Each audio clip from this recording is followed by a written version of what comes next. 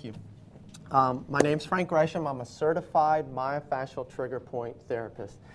A lot of words just means I'm a muscle function specialist. Muscles cause about 92% of the chronic pain in the United States that we have right now. Dr. Janet Travell, President Kennedy's White House physician, wrote these two books. These are the two best-selling medical books in the United States right now. They deal with chronic pain and dysfunction. Dr. Travell was prominent in helping design the space shuttle as far as the seats for the astronauts because she's really about ergonomically correct. She's done stuff with John Deere, all kinds of things, so she knows what she's doing. What we do is a lot of muscles can refer pain. Muscles have two functions. They contract and they relax. I want everybody to make a fist for me. Squeeze it hard. Now don't open your fist, but relax your hand. Everybody relax the hand. Why is it still closed? Because your muscles remember where you put them.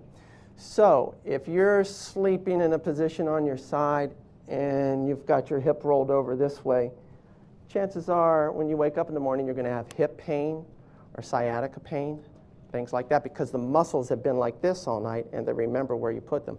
My goal is to show you how to get that memory out of there, the stretches you can do, and how to relieve the pain. Let's say this is your muscle, and we want it nice and loose if we do yoga and things like that. Over time, what happens with muscles? We put tension into them. If we don't stretch them out, they just keep getting tighter and tighter and tighter until one day, let's use the neck as an example. One day you wake up and you go, oh man, I can't turn. I know we've all had that happen. That's because all of a sudden you've got that knot or that trigger point in there that's referring pain a certain way. Might be that your pillow's too high. If you're sleeping on your side and your head's pushed up too high with the pillow. So I use Travell's protocol and I look at what causes your pain. What are you doing to perpetuate it? So what we try to do is get the tension back out of the muscles. So I look at that. There's a lot of things that go into this. I did the stethoscope there. I'd show you the strength test if I can use you as an example, sir. How you doing? I'm doing well. Right. Now you got a strong grip right there, and this isn't a test. This is just, I'm going to show you. Squeeze my hand hard. So he's got a good grip right here. Relax. And these muscles are all at their full length right now, so he has all this strong potential. Now just bend your wrist as much as you can, okay? No, relax. Okay, now squeeze hard if you can. Do you see the difference? Because this is short now and you don't have the strength, as much strength. You still got a good grip. Thank you.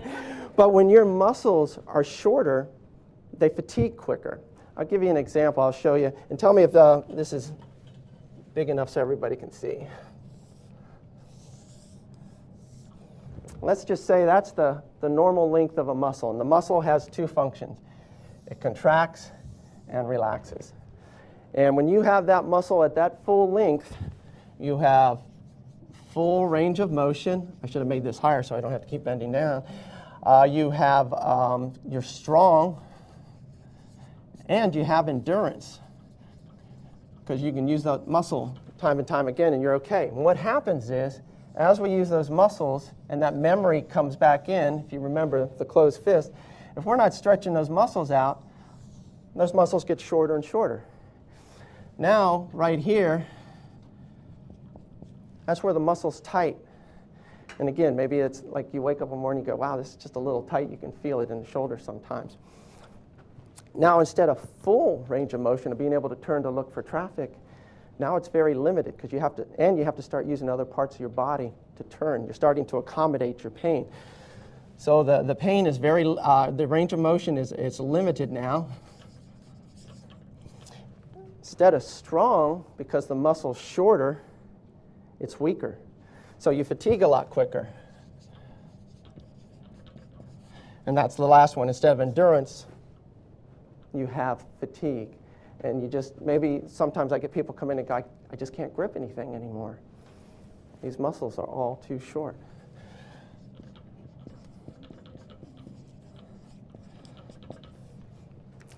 So that's just it. Well, I'll go a little bit further. Once it gets that tight, then all of a sudden, you get the muscle so short that you get what we call the trigger point. That's starting to elicit your pain. Anybody here have sciatica pain where it either goes down the side or the back of the leg? Okay, that comes from the smallest muscle in the hip, the gluteus minimus. But yet it also works with all these muscles around here. So it would not behoove me to just go, oh, here, let me work this area. I can't do that. I've got to work all the muscles because you work them as a functional unit. Muscles don't act by themselves. So what happens is when this gets as tight as it does and it refers to pain, what I do is I look at what's perpetuating your pain. John's not in here, but when he came in here, he has hip pain. I asked him if he slept on his side. He said, yes. I said, do you roll one hip over the other, one leg over the other? He said, yes. I can guarantee you, once he stops sleeping like that, and I show my patients how to do that, his pain's going to go away. And you know, probably a couple of sessions with me. So what I do is when you come in, I go over perpetuating factors, and I bring the muscle back out this way so it's longer instead of in this pain range. And then once you make the corrections, and we get the muscle longer and longer, and I work on you a couple times, we get the muscle out to where it's fully functionable again, and it's not causing you any pain.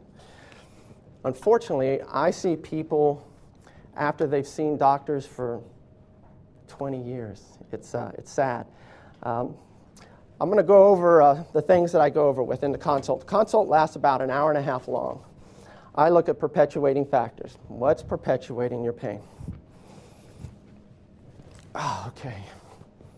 Which side's lower? What shoulder's lower on me? Yeah, the right one. So what do I do over time if I'm at the computer, which I used to do years ago?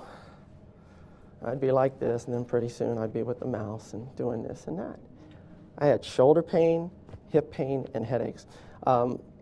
So what I do is one side of our bones, I mean, if you have a wedding band on, if you take that and put it on the other hand, it's either going to be too loose or too tight. We're not made symmetrically perfect.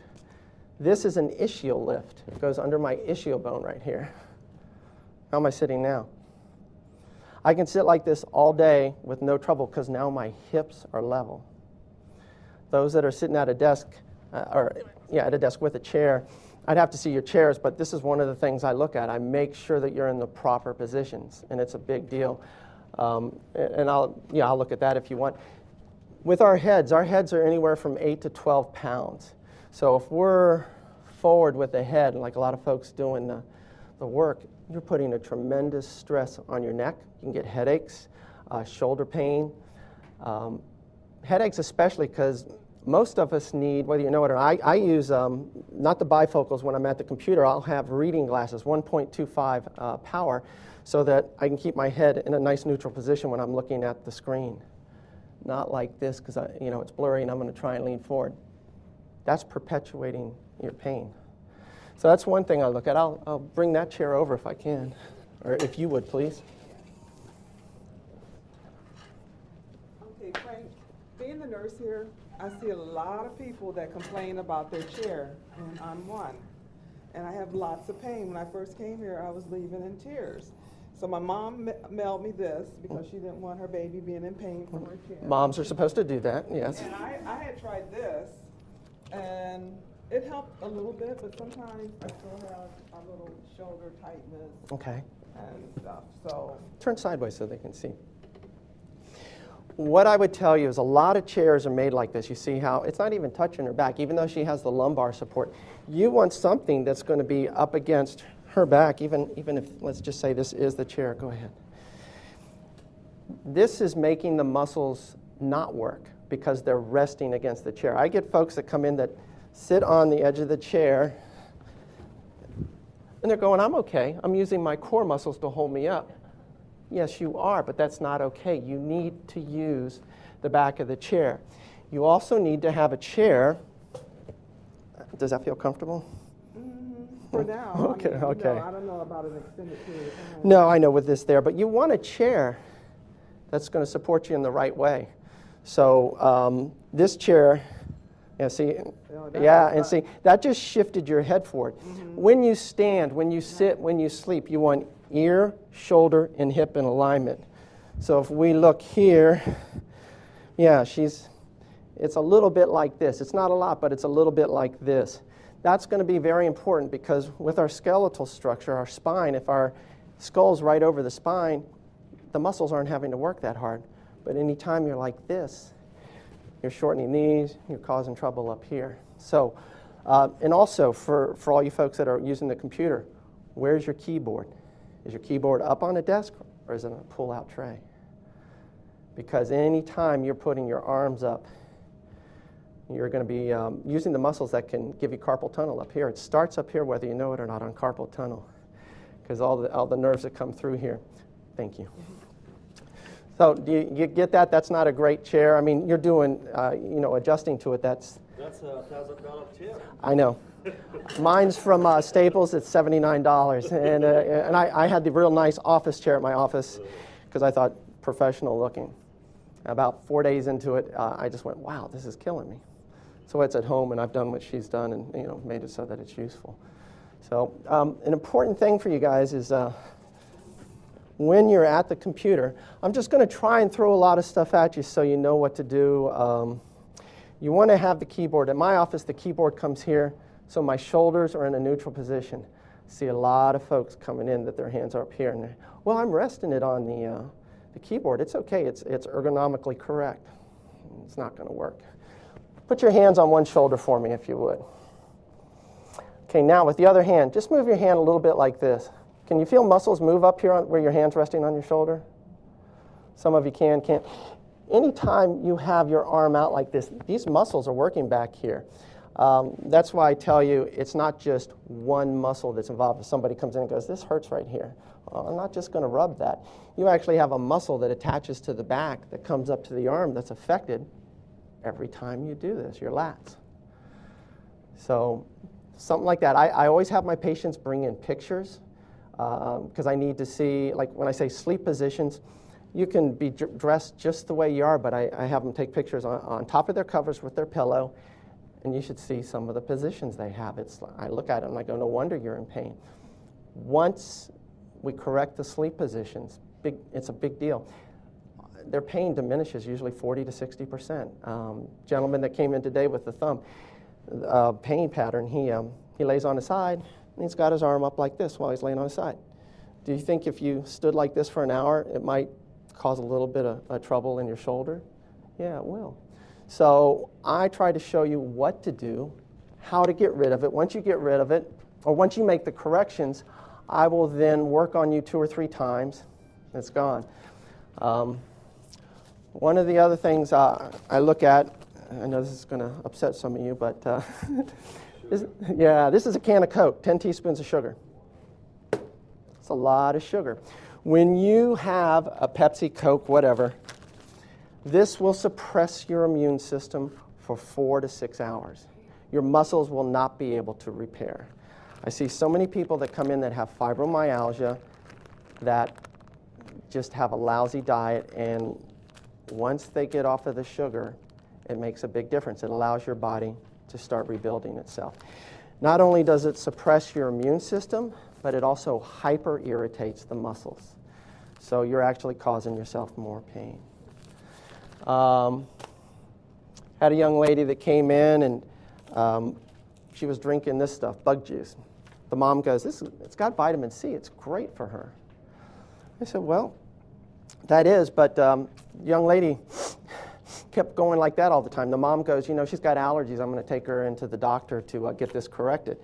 And I looked at this and I went, well, this has 1 1/4 servings, I said, this has about 10 teaspoons of sugar in it. She's only this tall. How many does she have of these a day? 2, because for the vitamin C. Guess who stopped drinking these and the allergy symptoms went away? The body could not process all the sugar. So sugar is a big deal. What say honey instead of the sugar? Yeah, well, you see, and people go, well, what about a stevia or something else?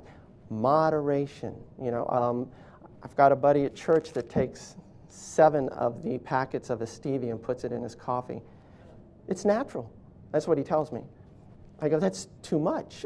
I mean, and some people get it, some people don't, but it's too much sugar. As long as it's used in moderation. I have a cup of coffee in the morning. I have sugar in my coffee in the morning. Just like not even a full teaspoon, but it's just enough to satisfy my desire for that little bit of sweetness. Now, my wife can't stand it. She drinks hers without the sugar, but I just need a little bit. But I don't have a lot of sugar during the day.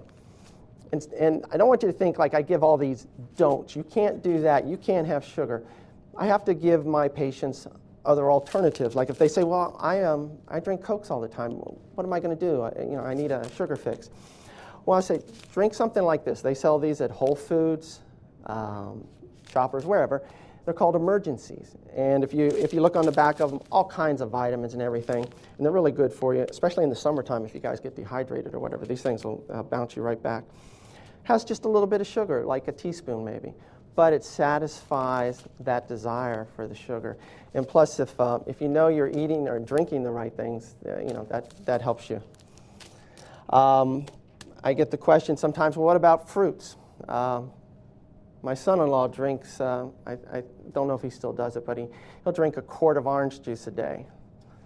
That's too much. How many oranges do you eat when you're at breakfast or whatever, just when you're eating an orange? Maybe 1, 2 if you really like them. A quart of orange juice probably has about, 10 to 14 oranges in there. Too much sugar. So everything in moderation. I look at a lot of structural things. I mean, we go over nutrition. We check your posture sitting and standing. Sometimes folks, when they stand, I'm sure you've seen people that slouch or whatever. Mom and dad are always telling you to stand up straight. You can actually stand up too straight. You want to have your ear, shoulder, and hip in alignment. That takes the stress off of the muscles. Do you folks notice or recognize a lot of those pains on this right here? Some of these look familiar. Yeah. So, and when, if you don't mind me saying, when you came in, Sharon said, look how you walk. Walking's very, very important. A gait's very, very important. If your shoes are too stiff, if your shoes don't have a back to them, when you walk, you're going to have to pick up with your hip to bring the foot up. You should be able to go from heel to toe, and that's giving you a nice stretch on all your muscles in your leg. But if you're walking like this, you're using these muscles in here to walk with. They were not intended to do that.